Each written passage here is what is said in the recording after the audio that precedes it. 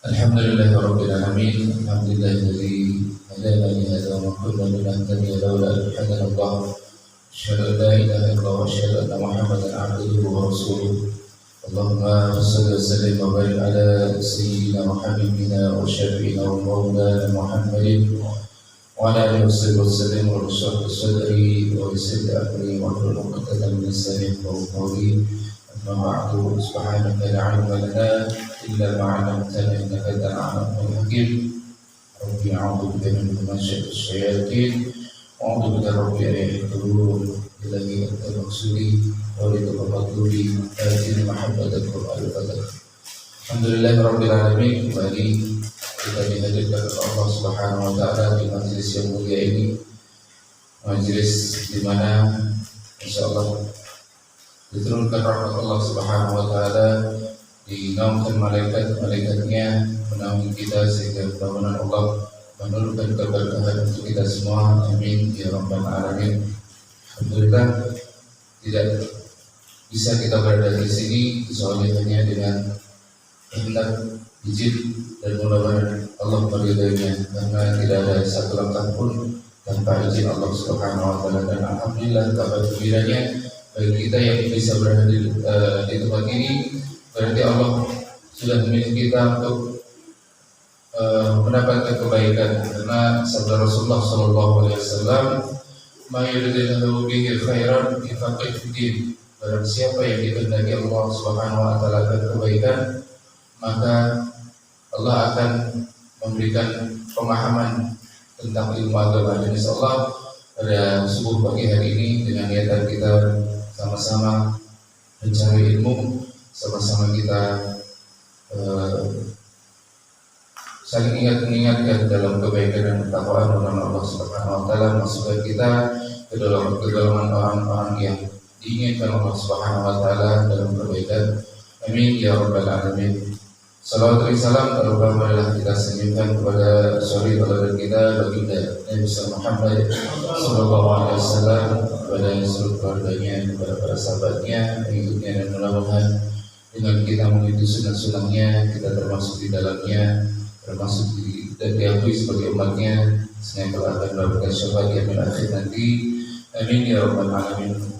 Jemaah Bapak Ibu rahimakumullah, melanjutkan bahasan yang kita sudah bahas di bulan lalu, yaitu mengenai fikih wudu berdasarkan mazhab Imam Syafi'i yang ini disusun oleh Habib Muhammad Zain Al-Qasim bin Fathur Rahim mengisbatkan untuk beliau dan guru-guru beliau. Pada kita baca surah Al-Fatihah, mudah-mudahan apa yang disusun, apa yang disampaikan beliau disampaikan ke dalam hati kita dan kita bisa mengamalkannya. Al-hadirin al-Fatihah. Bismillahirrahmanirrahim. Alhamdulillahirabbil alamin arrahmanir rahim maliki yaumiddin. Iyyaka na'budu wa iyyaka nasta'in ihdinas siratal mustaqim siratal ladzina an'amta 'alaihim ghairil maghdubi 'alaihim waladdallin.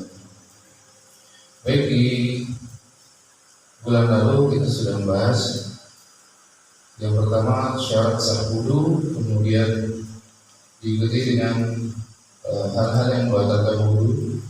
Saya ulang sedikit untuk mereview, untuk mengingatkan kita. Syarat sah wudu adalah Islam tamyiz, yaitu bisa membedakan mana yang baik dan buruk, bebas haid, nifas, dan segala yang membatalkan. Tidak ada zat kulit yang menghalangi air, seperti misalnya kita habis mengucap ada bekas cat di tangan atau bagi kita, maka itu tidak sah, kita harus wajib membersihkannya. Kemudian mengetahui dengan yakin wudu yang dilakukan adalah fardu atau bukan. Kemudian menggunakan air suci dan mensucikan. Syarat sah wudu, kemudian rukun wajib wudu adalah membaca niat minimal dengan lafaz saya niat wudu. Kemudian membasuh bagian luar wajah dengan batas minimal vertikal adalah area tubuh area tumbuh rambut normal hingga bawah dagu dan rahang. Kemudian horizontal antara pasar telinga kanan dan kiri. Kemudian wajib basuh bagian luar dan dalam kecuali jantungnya tebal. Kemudian membasuh kedua tangan dari ujung jari hingga siku. Kemudian mengusap sebagian rambut kulit di area kepala. Kemudian membasuh kedua kaki dari antara ujung jari hingga mata kaki. Kemudian tertib yaitu sesuai dengan apa yang diajarkan Rasulullah SAW. Urutannya harus tertib. Kemudian yang selanjutnya adalah yang membatalkan wudu, keluar salah satu dari kemaluan depan atau belakang, kemudian hilang akal sehat, kemudian yakin bersentuhan anggota tubuh selain kuku, rambut, dan gigi antara laki dan perempuan yang bermahram. Kemudian keempat adalah menyentuh kemaluan manusia baik kemaluan yang depan ataupun yang belakang. Itu hal-hal yang membatalkan wudu. Kemudian akan kita bahas satu persatu tata cara wudu secara sunnah. Yang pertama adalah hemat air. Usahakan menggunakan air secukupnya, tidak berlebihan.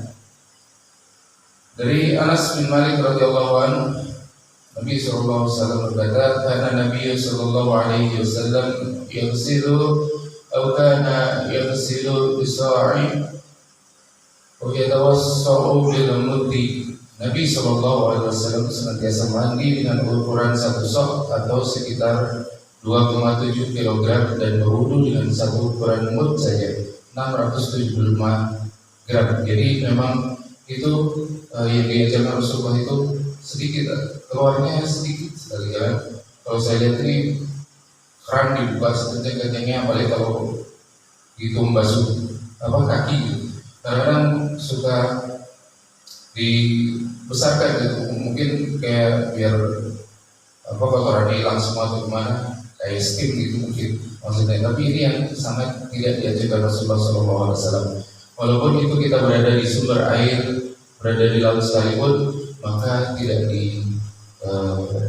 diajarkan, tidak diperbolehkan kita membuang air atau menggunakan air sebanyak-banyaknya, meskipun itu di sumber air sekalipun. Maka oleh karena itu mudah-mudahan kita bisa mengembangkannya.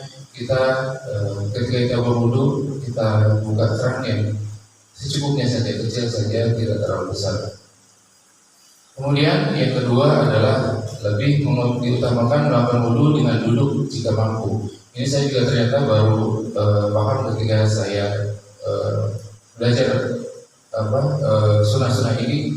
Saya perhatikan kalau di masjid luar, masjid besar itu ada depannya itu ada kayak ada tempat duduk gitu. Ternyata itu adalah salah satu keutamaan, salah satu sunnah yang diajarkan Rasulullah SAW. Kita lebih diajarkan untuk duduk ketika kita berwudu. An Utsman radhiyallahu anhu annahu tawadda'a bil maqadir faqala ala uriikum wudu'a Rasulillah sallallahu alaihi wasallam fatawadda'a thalathan. Bahwa Utsman radhiyallahu anhu berwudu dengan menggunakan tempat duduk dan berkata, "Tidaklah kalian ingin aku perlihatkan wudu Rasulullah sallallahu alaihi wasallam?" Kemudian Utsman bin Affan berwudu sebanyak 3 kali. Ini menunjukkan bahwa Utsman bin Affan ketika berwudu beliau duduk seperti apa yang dilakukan Rasulullah sallallahu alaihi wasallam.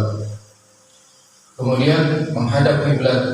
Nah, ini yang terkadang kita lupa ketika kita berada di tempat wudu dan itu ada masih kosong yang menghadap kiblat, maka kita utamakan untuk kita bisa berwudu dengan menghadap kiblat. Sayangnya di sini hanya 2 keran yang menghadap kiblat. Mungkin nanti kedepannya kalau ada pembangunan perencanaan pelebaran tempat wudu, penambahan, mungkin kita bisa salah satunya kita bisa amalkan sunnah ini dengan memperbanyak atau mungkin semuanya bisa menghadap ke kiblat, karena sini areanya juga masih banyak kosong, masih bisa kita manfaatkan. Dan insyaallah kalau kita niatkan berwudu untuk menghadap kiblat, insyaallah kita akan mendapatkan keutamaannya.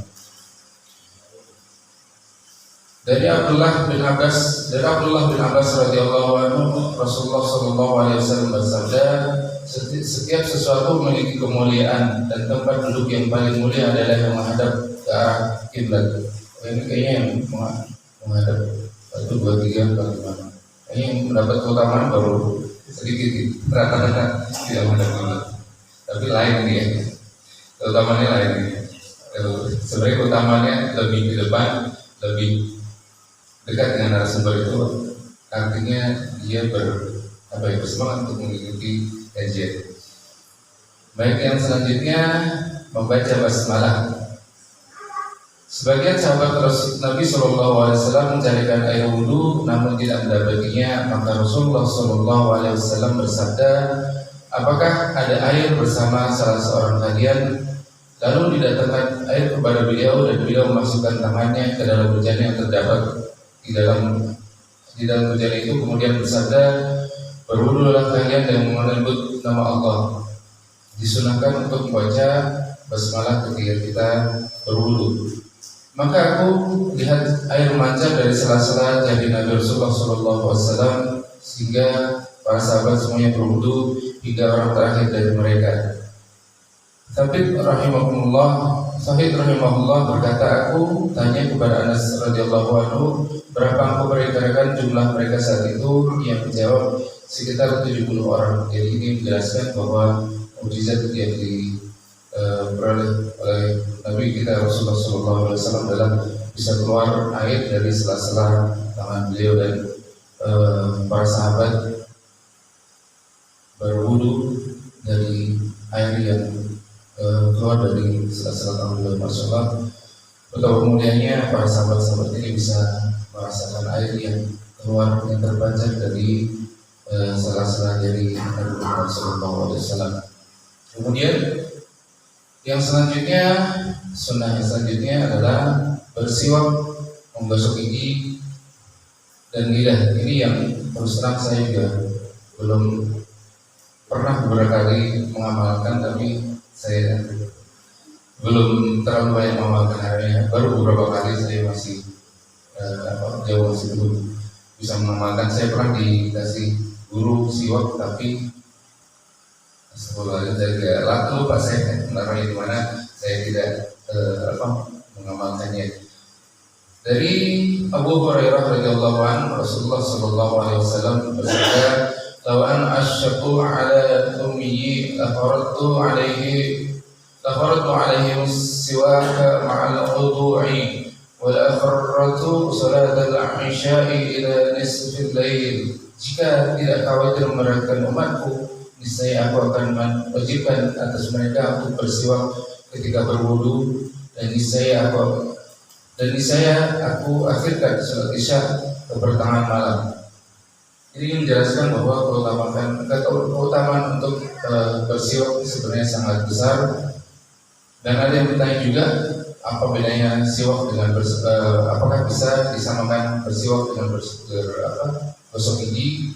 Maka menurut kami emang berbeda, walaupun kurang lebih secara modernnya kita menggunakan sikat gigi, menggunakan pasta gigi, tapi hakikatnya berbeda antara bersiwak dan juga melangsungkan gosok gigi. Dan juga dijelaskan di sini bahwa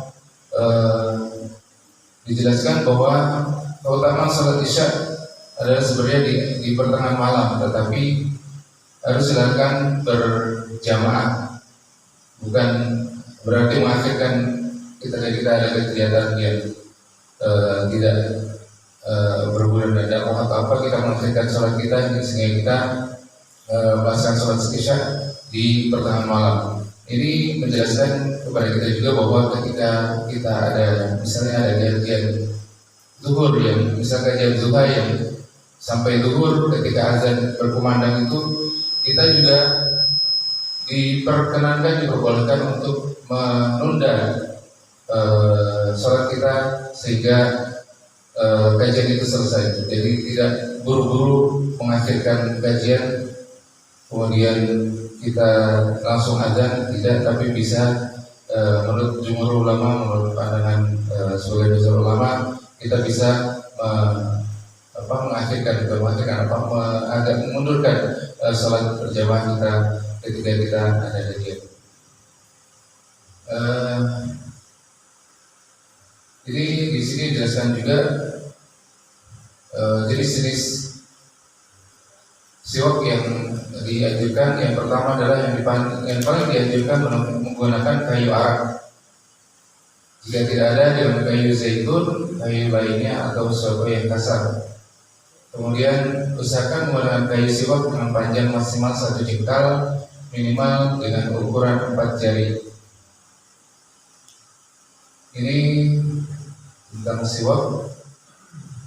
Menggenggam dengan tangan kanan ibu jari dan kelingking berada di bawah siwak. Saya juga tidak bisa menjelaskan lebih banyak karena saya juga sudah lupa. Saya diajarkan terus sekarang saya tidak amalkan, saya sudah agak lupa. Kemudian berniat melakukan sunah-sunah wudu.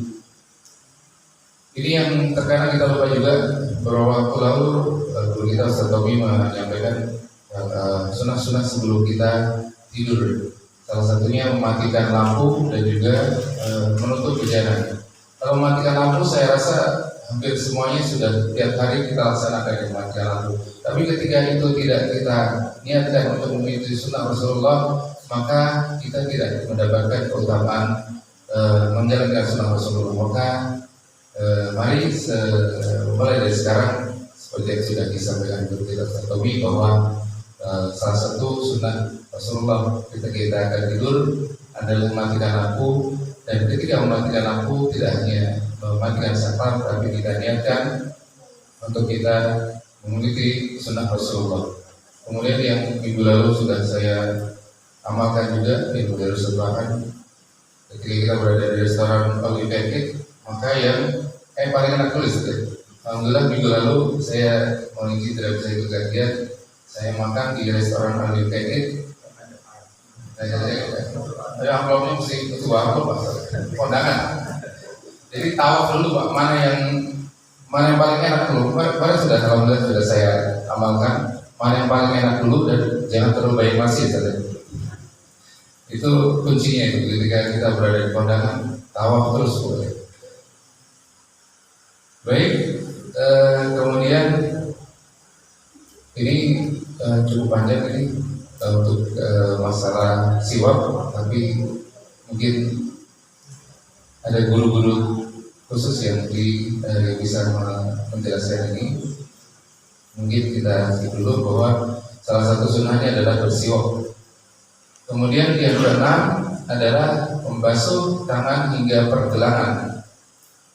Kalau saya lihat anak-anak di sini, mungkin nanti di kajian rumah juga boleh dimasukkan video ini, karena saya masih banyak sekali melihat anak-anak kita ini kalau membasuh tangan ya hanya sebenarnya tidak wajibnya itu tidak sampai hati, karena dari ujung jari sampai siku. Ini yang harus kita jelaskan, yang sampai wudhu yang kita lakukan selama ini ternyata belum sesuai dengan syarat-syaratnya wudhu.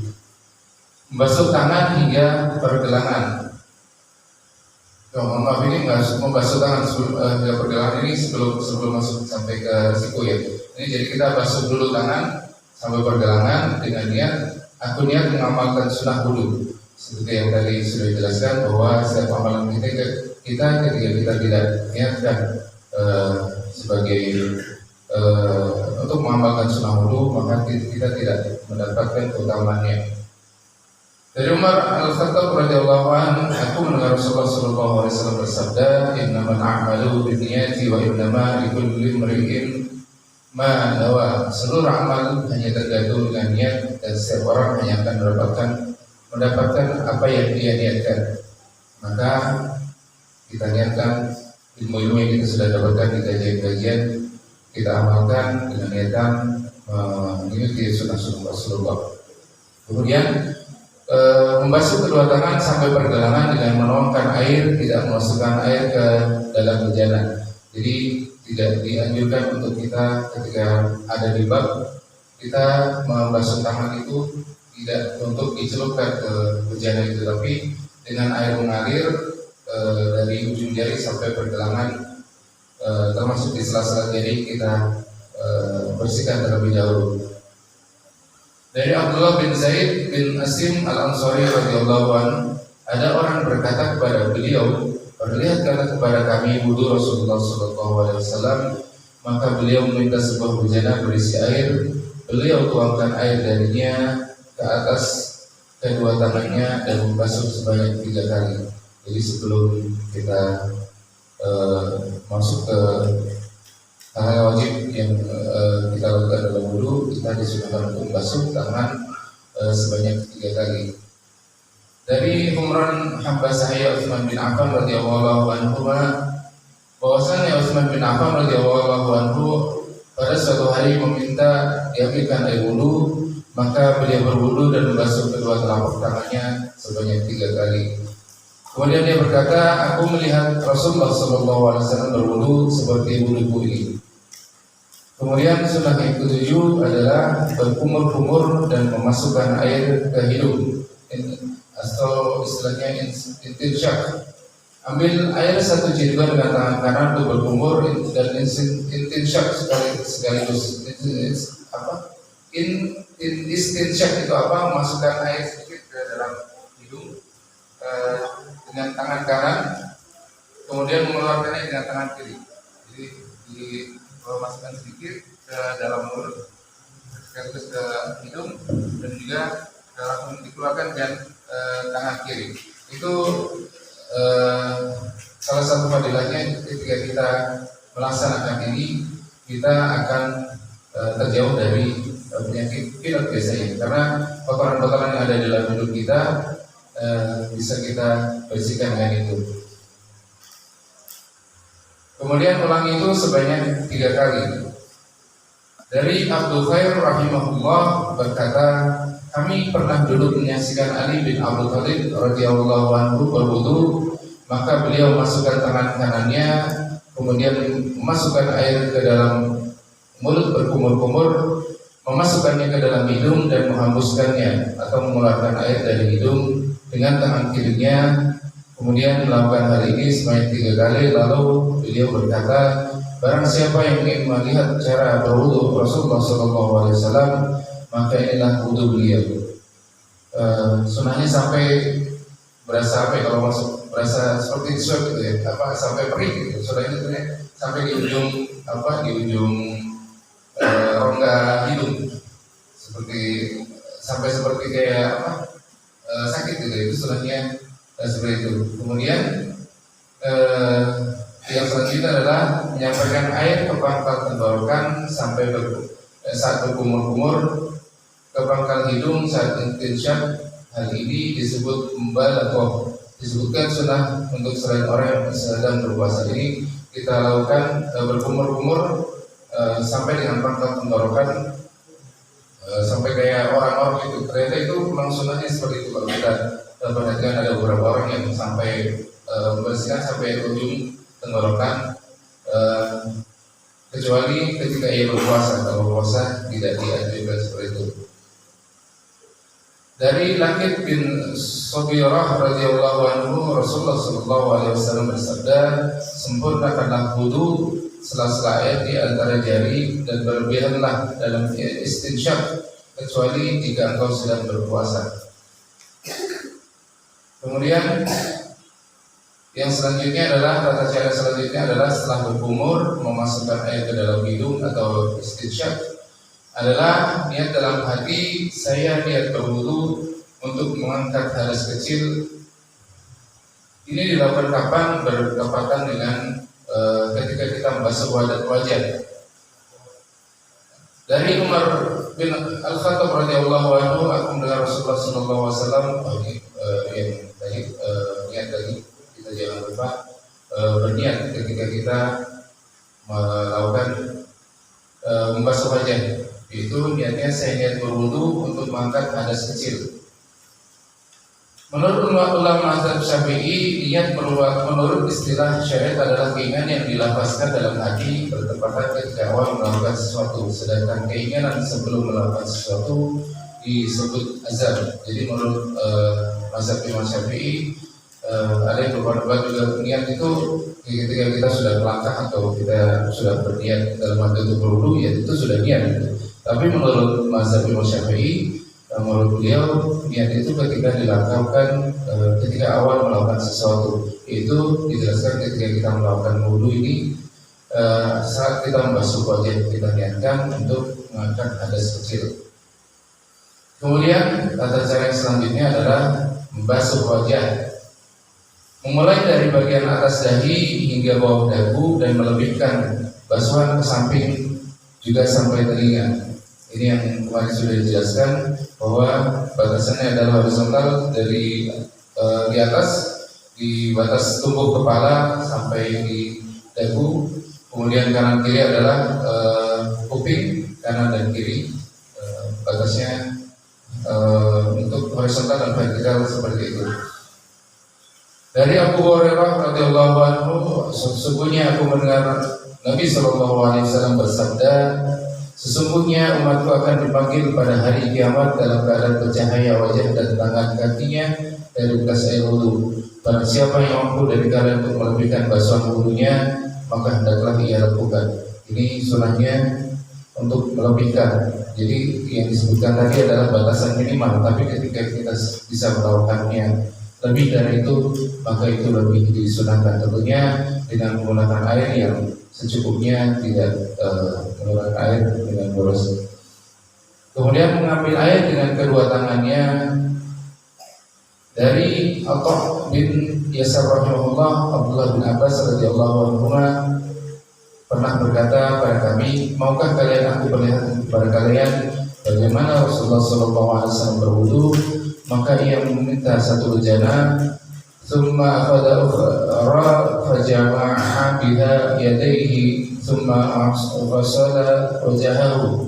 Kemudian dia mengambil satu jilban kembali dengan mengumpulkan kedua tangannya untuk jilban tersebut lalu membasuh wajahnya. Jadi menggunakan kedua tangannya untuk membasuh. Kemudian menggosok-gosokkan seluruh bagian muka termasuk belahan mata dengan jari telunjuk dan seluruh bulu wajah khususnya janggut diusap dari bawah dagu. Jadi ini masya Allah, makanya salah satu yang diajarkan pertama dalam Islam yang diajarkan adalah betul yang seperti saya tadi sebutkan adalah masalah taharah. Sebenarnya kalau kita sudah melaksanakan sunnah-sunnah Rasulullah ini, kita pasti akan menjadi orang yang bersih. Sampai-sampai sunahnya ketika kita menggosok muka juga sampai belahan-belahan mata ketika apalagi kalau naik motor biasanya di sela-sela di pinggir-pinggir mata ini ada kotoran-kotoran, maka itu ketika kita melaksanakan wudu disunahkan juga untuk mengusapnya dengan dari jari telunjuk juga sampai janggut diusap sampai di bawah dagu. Jadi jangan hanya di muka saja, di depan saja, tapi sampai ke arah dagu. Kalau saya diajarkan, jadi kita terakhir sini terus sampai ke bawah dagu. Jadi jangan hanya di mukanya saja, tapi di dagu juga wajib ini untuk laki-laki sampai ke dagu kita gosok-gosok juga. Kemudian yang selanjutnya, tata cara membasuh wajah selanjutnya adalah Rasulullah SAW jika beliau berwudu, maka beliau mengambil air wudu dengan satu telapak tangan, kemudian masukkan air itu dari bawah tenggorokannya, kemudian beliau menyela janggutnya dan bersabda, sepertilah Tuhanku memerintahkanku. Tadi riwayat Abu Daud. Tata caranya seperti itu sampai ke janggut. Kemudian ulangi basuhan muka ini sebanyak 3 kali. Jadi memang sunnahnya 3 kali. Kemudian yang selanjutnya adalah tata cara selanjutnya setelah tadi membasuh wajah, kemudian membasuh tangan. Memulai basuhan dari ujung jari. Jadi ini yang mungkin kita sudah pernah lihat Ustaz lagi Hidayat kalau tidak salah yang mencontohkan cara membasuh tangan ini. Jadi ketika kita membasuh tangan itu tidak dianjurkan dari situ, dari tapi dari ujung jari dulu baru ke bawah. Seperti itu gerakannya, dari ujung jari baru menuju ke siku. Dari Abdullah bin Zaid bin Asim Al-Ansari radhiyallahu anhu, ada seorang yang berkata padanya, tunjukkanlah pada kami wudu Rasulullah sallallahu alaihi wasallam. Kemudian dia memasukkan tangannya ke dalam bejana dan mengeluarkan airnya, kemudian lalu membasuh kedua tangannya sampai ke dua siku sebanyak dua kali. Kemudian memasukkan air ke bawah kuku dan menyela-nyela jari dengan menghilangkannya dari bagian atas. Jadi sampai sela-sela jari disunahkan juga seperti itu dibasuh. Di sela-sela jarinya juga dibersihkan. Tapi ini Ustaz saya juga, ini kalau nggak saya baca lagi saya juga sudah lupa. Mudah-mudahan dengan membaca ini saya bisa mengamalkannya, apa yang sudah diajarkan kepada kami, dan mudah-mudahan kita juga bisa mengamalkannya. Itu memasukkan air ke bawah kuku, menyela-nyela jari dengan menggunakannya bagian atas. Dari Abdullah bin Abbas radhiyallahu anhu bahwa Rasulullah sallallahu alaihi wasallam bersabda, apabila kau berwudu maka hendaklah menyela-nyela antara jari-jari kedua tanganmu dan kedua kakimu. Ini sunahnya membersihkan di antara sela-sela jari. Kemudian basuh tangan melebihi dari siku. Tadi sudah dijelaskan bahwa lebih utama untuk melebihkan apa yang kita lakukan itu tidak hanya dari siku sampai siku saja. Ada juga yang kalau tadi saya menyebutkan sampai hampir ketiak untuk kita basuh. Masuk gila Pak. Ada benar. Sedikit lagi sudah hampir jam 6.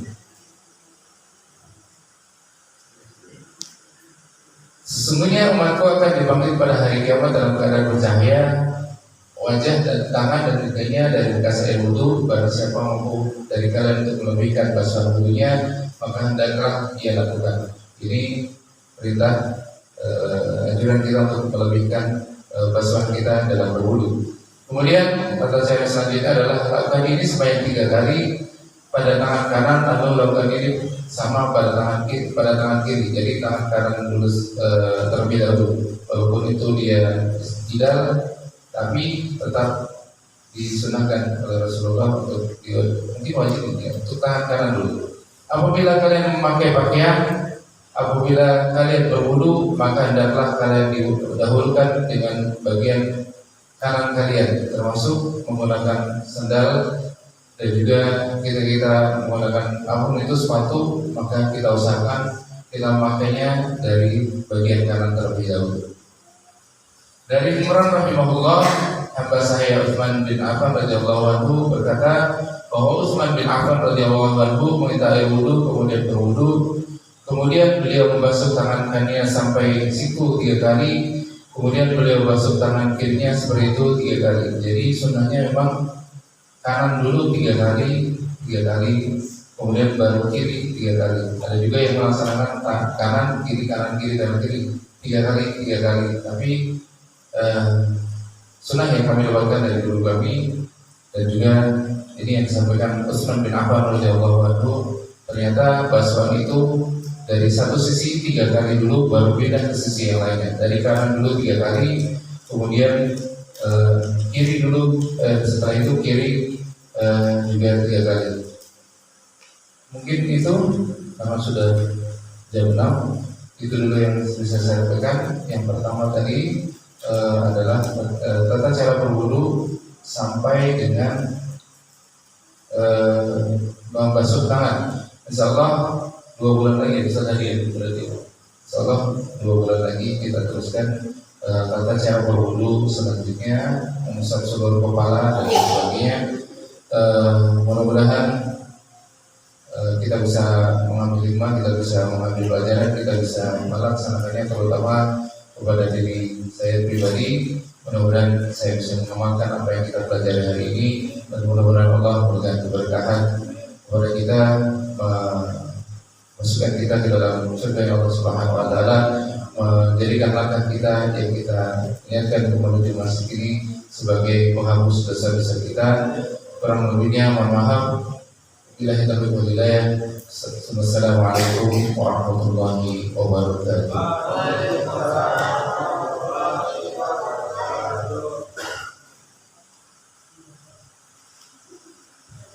Alhamdulillah, jazakallahu khairan. Mari Bapak Ibu kita senantiasa doakan guru